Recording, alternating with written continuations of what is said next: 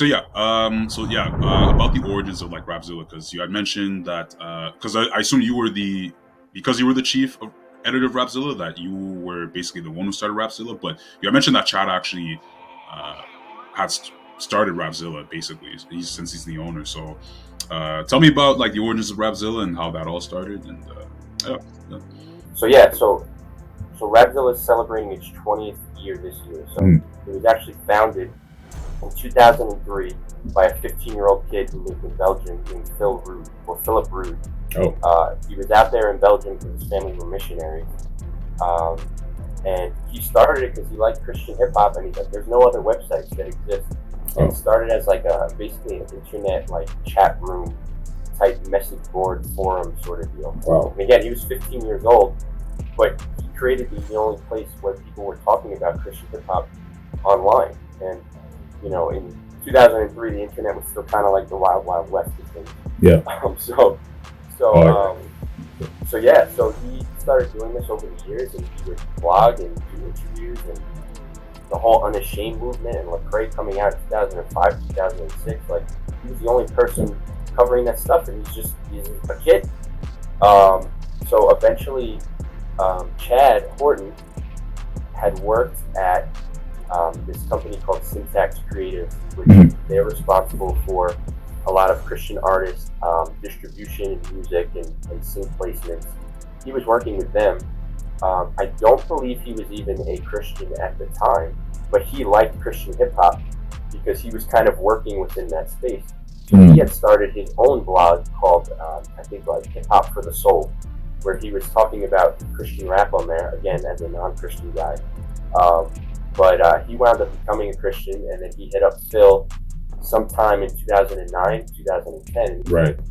And Chad is, Phil's around my age. I think we're both 34 years old, 34, 35. Chad is in his 40s, so he's 10 years older. So at that point, he had worked in the music industry. He was older. He had a lot more knowledge. His brother is actually a famous guitar player in the band Papa Roach. If you've heard of Papa Roach. So like he has a lot of knowledge about the music industry.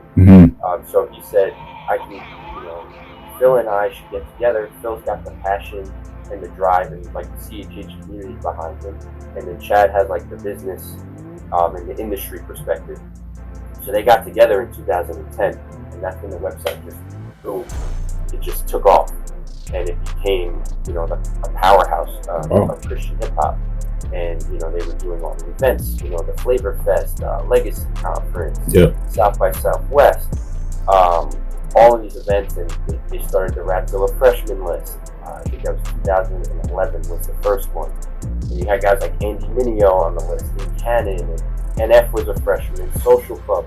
So all of these artists who are really famous now and big now, KE, they all started, with a post on Rapzilla.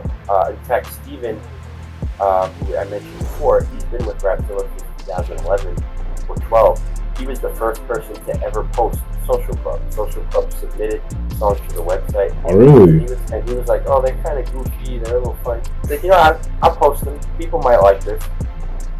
That's Social Club, Marty and Fern. Yeah. So we have all these amazing stories of like, hey, who's this kid NF? Yeah. Who brands themselves NF? Like, how's that branding gonna work out? It worked out pretty well. So you have all these different artists. Their first time was on Rapzilla, and they've grown. I came along in the fall of 2015. I really started doing stuff, winter 2016, like February 2016, and then by 2017 it was my full time. Like, okay, I'm the editor, and this is what we're doing. So basically for the last 4 or 5 years, it's really been like Chad, myself, and Steven.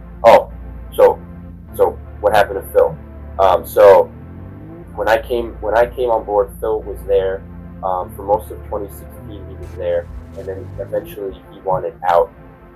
So Chad bought out Phil's portion of Rapzilla, and then Phil left Rapzilla. So now Rapzilla is completely owned by Chad Horton.